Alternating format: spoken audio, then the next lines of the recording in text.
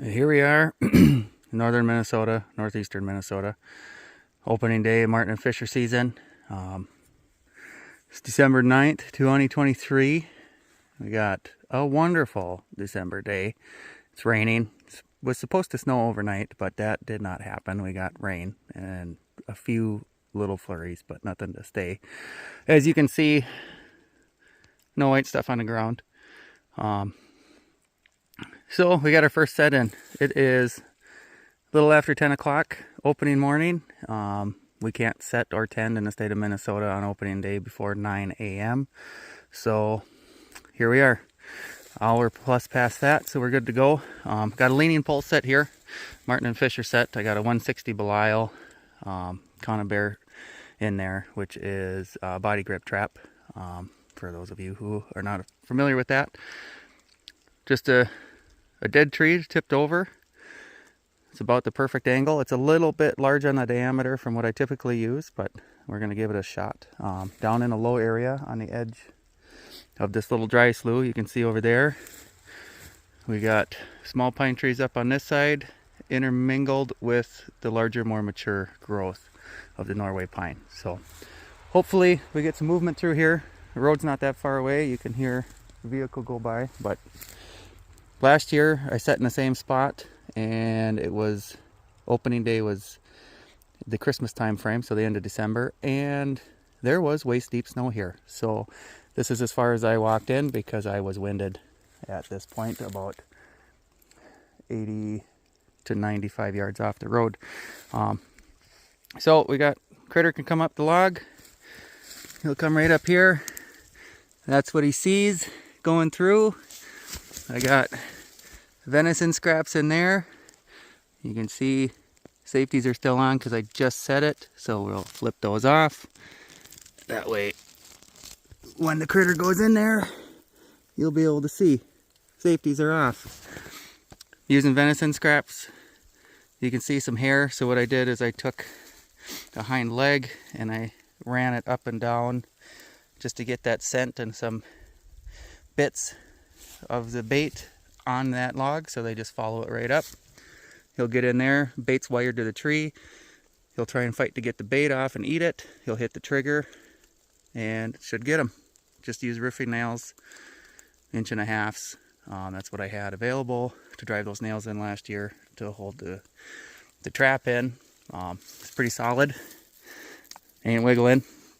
So what I do is I run a branch through the springs eyelets over the top, make an arch.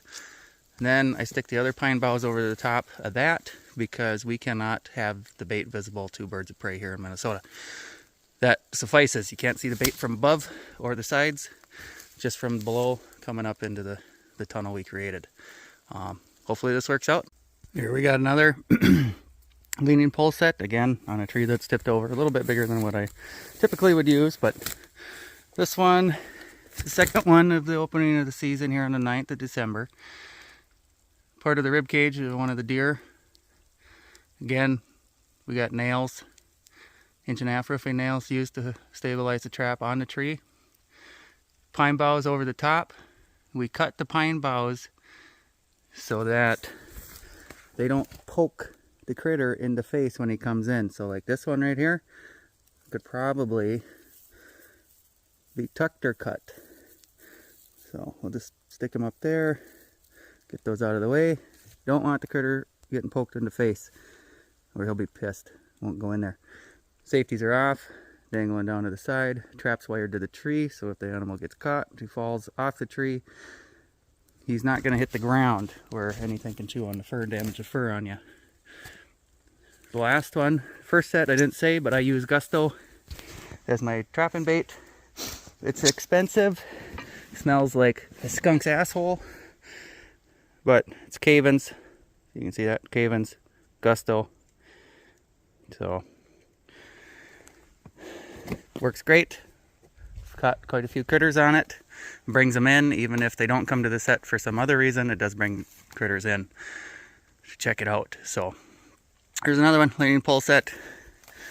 You know, you're looking at between a 30 and a 45 degree angle on the pole. Some people use birch trees that are growing straight up. They kind of curve. If I see one of those, I'll put that in here too. And here we have number 3. So again, flip these safeties off. Don't forget them sons of guns. That'll really ruin a guy's day. Cut all them little pokey bits out of the way, so when they go up here they don't get snapped in the face by these little pokey bits. Don't stick your finger in there, that'll really hurt. See, they got some pokey bits right there. I don't want those. And that pokey bit, I don't want those pokey bits. Look at that. Pain in the butt. Pain in the butt. But that's why we do it, because we're learning and we're trying different things. That's what he sees. Another part of the rib cage. Can't see from above the bait at all. Double check that. Don't want to get a ticket. Pretty close to the road again, just because of the snow from last year. These were locations I set last year that I got to, and it was a struggle because of how deep the snow was. I'm 6'1". The snow was waist deep, so we had 3 feet of snow opening day last year, and it didn't let up. Leaning pole set. Make sure you clean all them branches up. They don't want to go around branches, so if they're sticking up on these trees that are leaning up, or any of the poles that you use, clean those branches up. Make it look like it's used. Scrape them up. Rub your bait up and down. That one next to it, I scraped up too, and I rubbed the bait on that and all over there. Make it just seem like somebody was dragging something around. Entice them a little bit. Again, I use Gusto. This one is up on top of the ridge line on a drop off here, so it goes down into a low area. Try to find these edges. Seems to work out better for me, and that's what I've heard other guys have good luck running these edge lines like this, going down into a low area. On the other side of this, about 100 yards that way, is a river system down into a swampy area, so it should be pretty good. I've seen tracks in here before. I didn't catch one here last year, but I did see tracks in here every other year. Critters just weren't moving in all that snow in these locations, so we were trying. All right, so here we have number 4. It's a little different. When we're on the edge again, I've got a clearing up here, nothing but tall grass. And then it drops down into this creek bottom. Not a lot of pine trees around here, so you don't have to use pine trees for this type of set. And I'll show you what we got. We got some big mature Norways up there with a couple of larger spruce. Nothing for small pine tree branches. So you got a popple tree. It's growing up out of this creek bottom at an angle, kind of following the bank, and coming up. Just use the tall grass. We just got to keep the birds from seeing this bait. So again, same design. We've got safeties are off. Bait's up there on the back side of the trap. I'm using a 110, 120, and a 160. This bracket will work for a 155 or a 150 also. Safety's off. This is a Bridger 160. I use only Bridger 160s and Belial 160s for my marten and fisher trapping. I've used the 120s and I don't like them. It just doesn't do the job as fast, and I don't like that. So these, I've never had an issue. They go off, the animal's done within seconds. So no suffering. They don't even know what's going on. We're just trying to be nice to the animals, but we got to do population control, and there's not many people out here doing it anymore. So, and it's fun. I can only get 2 anyways. It's just a lot of fun. I like being out here. Snow's coming down, but as you can see, you can't see the bait up there. Can't see the bait here until you get underneath. So that meets regulations. No tickets on this one. We got the pokey stuff out of the way. There is a few of these, but I mean, that's going to happen with the grass. They're going to blow around. So, I mean, you can keep picking them out, but wind picks up, you're going to see a few. But the critter's not going to notice or care about that as much because they're not sharp sticks or pine needles poking them in the face. So there you go. That's on a popple tree. Live, growing, nothing wrong with it. It's just crooked. So we'll see how this one does. But that's number 4. There's number 5. So what we got here is a young maple tree that's unfortunately been crushed by a popple tree and a pine tree that tipped over in a storm, or just old and this popple tree went down and took everything with it. So snow's coming down pretty good now. I rubbed the bait all along that popple tree trunk, all the way up to where it intersects right there with this young maple, and coming all the way up here to where the trap's at. This one, I had pine trees close, which was nice.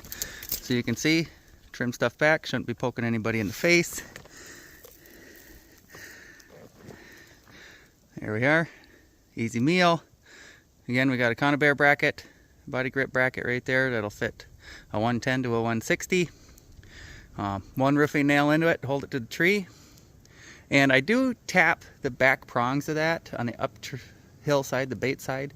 I do close them a little bit to hold that back jaw on, so when the trap does go off, it shoots down the tree. It's not going to go very far because the bracket's going to hold the trap jaw there, but it's going to shoot at the animal, not away from the animal. Just try that. If you like that or not, if you're missing anything, you can try that. It'll shoot it at the animal instead of away. So, also, I put my triggers on the bait side. You can see you have the key, the trigger on the bait side right there. Bait, trigger, same side of that trap, right? So the animal's got to commit and come all the way into the trap. He's got to get in the trap. If he doesn't get in the trap, he won't hit the trigger. That way you're not going to make the animal shy of the trap. If he gets the bait and his trap doesn't go off, he'll come back later, try again, hopefully, or next year. So make them commit. They got to get in the trap before the trigger goes off. This one's a Belial 160.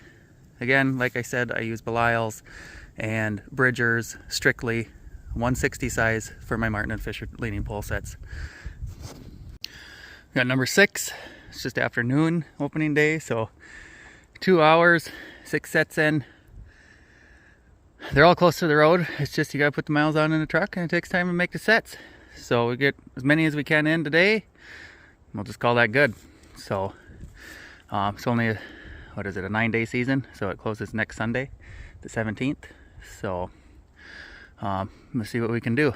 And we have a Bridger 160, again in the tree with a conibear bracket designed for that size. Pine trees on there, leaning pole set. We got a broken spruce tree tipping over here. Down in a low area, so we got a river over there. So we're pretty close to the edge of the river, honestly. It's only about 25 yards away. It's pretty thick in here. I have had, I've snared some fox in here, had some coyotes, and lots of marten tracks over the years. I haven't caught one in here yet, but it doesn't mean I won't get them this year. So the road's only about 50 yards that way, 60 yards that way. You can hear the car coming now.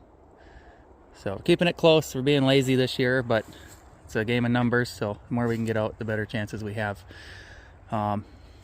Also, I wanted to let you guys know that when you're doing this stuff, you're gonna get the dirty hands. These ferns like this, when the ferns are like that and they're damp, just rip the tops off. They're durable enough. These make a really nice rag and clean your hands off. So, tip of the day. Let's see if we can't give more of those. I don't know if I got enough, but so again, safeties are dangling off. Critter's gonna come up here, nothing poking him in the face, right to the bait. That's a femur wrapped in some fat cap from the trimmings off the deer. He'll come right up here. Ground, doot doot doot. That's what he's gonna see coming up. Right in there. Get whapped. And take him home, take his PJs off.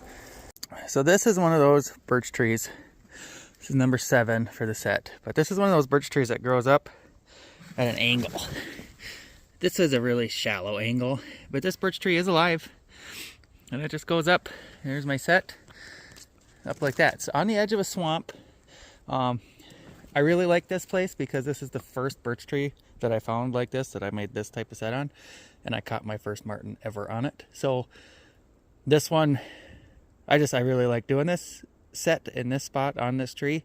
And last year I couldn't get to it, so I was a little bummed out, but this year I don't have 3 feet of snow, so I can get in. This is about the farthest walk that I ever have in, and it's about 150 yards in from the road, from the truck. So again, I got part of the pelvis out of one of the deer and covered so it can't be seen from above. Cubby cut in, nothing poking the critter in the face. Safeties are gonna come off here. And gusto for lure, venison for bait, and should work out good. Smells nice. Rubbed it up and down again on the tree to get that scent all the way down. The fun part about this is, you can see all my branches from the years past, is when I did catch that marten in here, it took it a minute to find the set, and I could see the tracks in the snow. It was running around, almost doing like a grid pattern from out there down into the swamp, back out there, down into the swamp until it found it. It went right in. But I had gusto as lure then. I got gusto as lure now.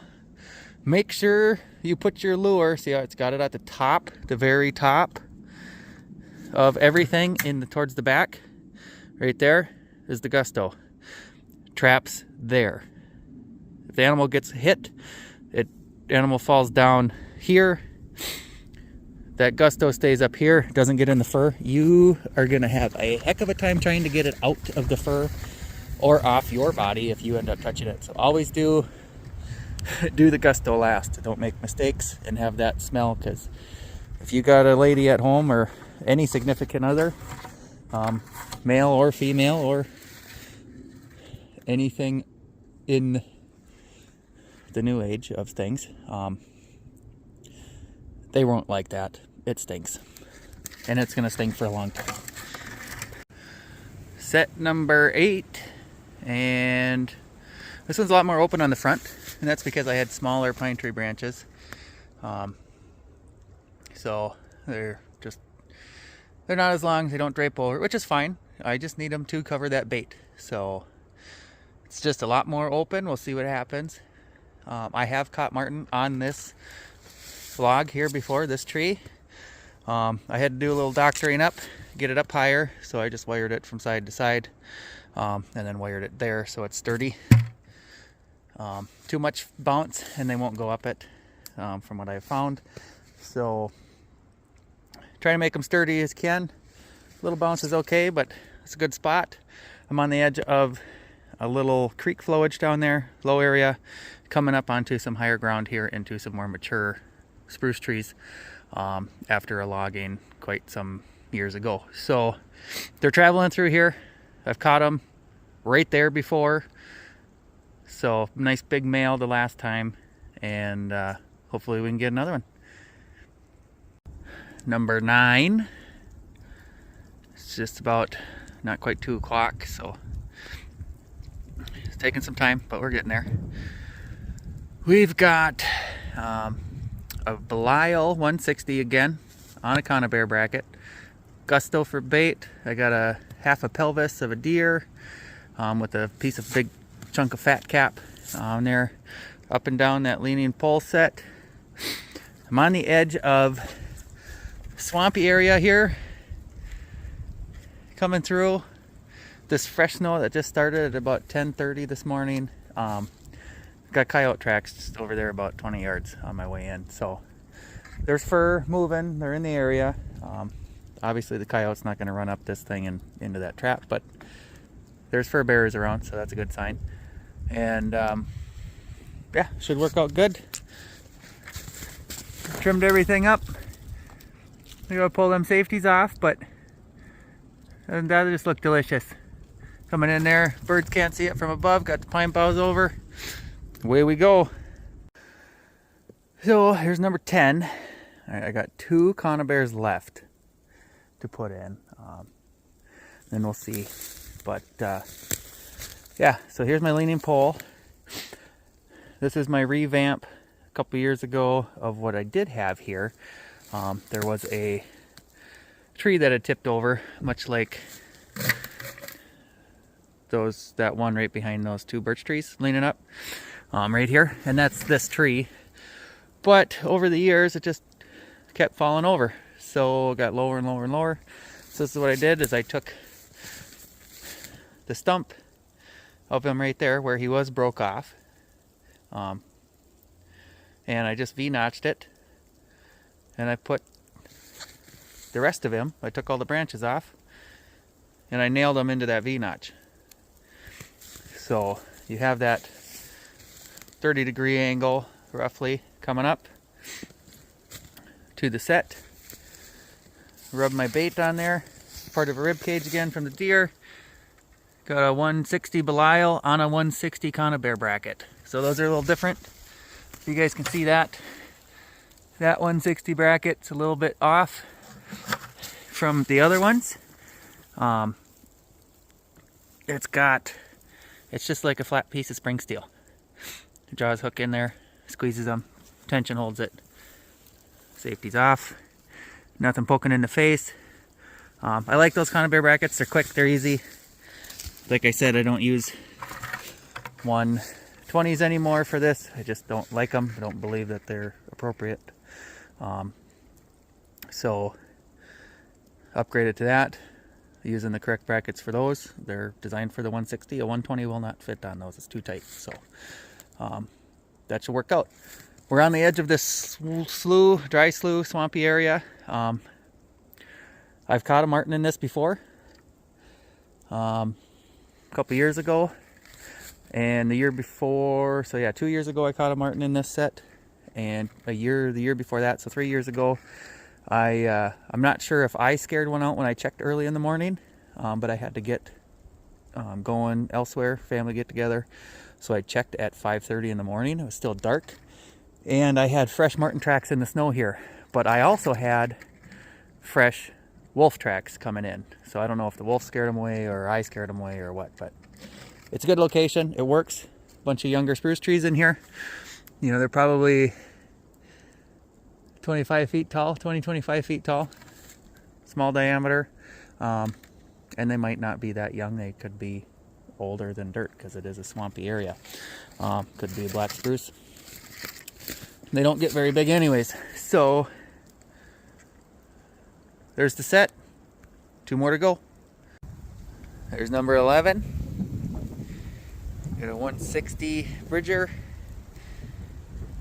Part of the neck, spine area of the deer. Nothing poking them in the face coming up. Coming off the ground, rubbed the bait on there. Got the gusto in the back for scent. Snow is really coming down now. We already got, oh geez, 1/2 to 3/4 of an inch. So one more and we'll get home. There's number 12. That's it for the day. That's all I'm putting in. Got the top half of a popple tree snapped off a couple years ago. I made this set right here 2 years ago when this tree first snapped off. And I had a fisher come up to it, up the pole, and around the trap. Because I left this branch on right here, and it stuck out this way, and it was able to step from here on the log over to the branch and eat, and then it went back around the trap. So, removed said branch. But there we are, nothing there to stick them in the face. I'm gonna pop these safeties off. 1 and 2. And it's ready to roll. Piece of rib cage from a deer. What was left of the gusto in that bottle. Rub the rib cage up and down the pole again. And away we go. Hopefully we got something tomorrow.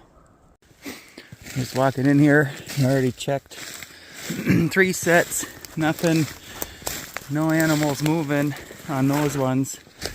It is December 10th, second day of the season. And we got a little something here. So, it worked out on the edge here, up on the high ground. You can see it drops off over there to the north. Got the trap set up here on the south side. This is where that big popple tree had fallen and taken out a spruce tree, and then we put on that little maple that comes up this way. I don't know if you can see that there, but that's the hind end of a wonderful marten. Northern Minnesota marten. Let's get in here and see what we got.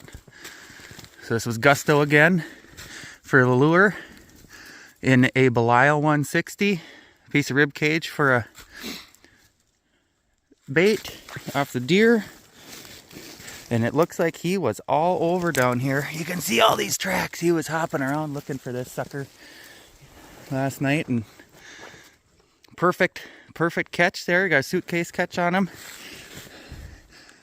That's a big animal for the species. Nice size. Suitcase got him right behind the head on the upper jaws, and it's got him back there right behind the rib cage on that. So it squished him good. No issues.